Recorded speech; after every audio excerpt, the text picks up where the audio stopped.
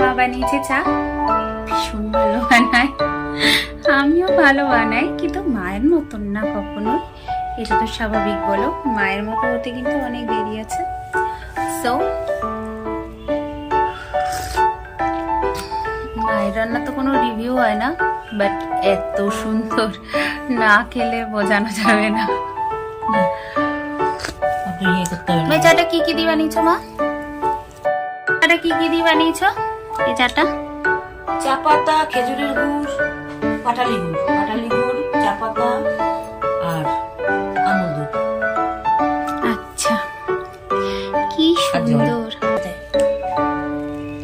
তো দেখো মা এটা দিল, তো দারুণ খেতে এগুলো। কি নামে বলে জানি না, নিমকি। হ্যাঁ মা বলছে গোল নিমকি বলে এগুলোকে।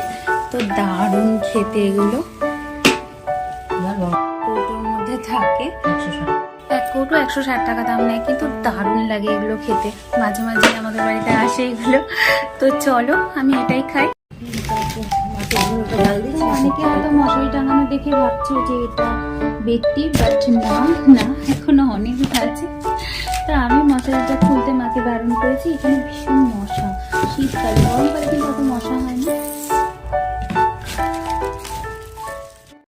তো মানে আমি আমার কাজ করছিলাম, মাকে বলেছি যে মানে ধূপ তো বেশি ধরানো ভালো না, ধরানো হলেও মশা যায় না, 10 মিনিট বাদে আবার মশা। তাই বলেছি মা মশারি টাঙিয়ে রাখো, আমি কাজ করছি আমার। তো মানে সেলফ গ্রোথের জন্য পার্সোনাল কাজ। তো আমার মা মাঝে মাঝে এই শীতকালে খুব সুন্দর সুন্দর চা, আমাদের বাড়িতে ভীষণ খাওয়া হয়, মা বাবা চা খেতে খুব ভালোবাসতেন, আর মাও খুব ভালোবাসে।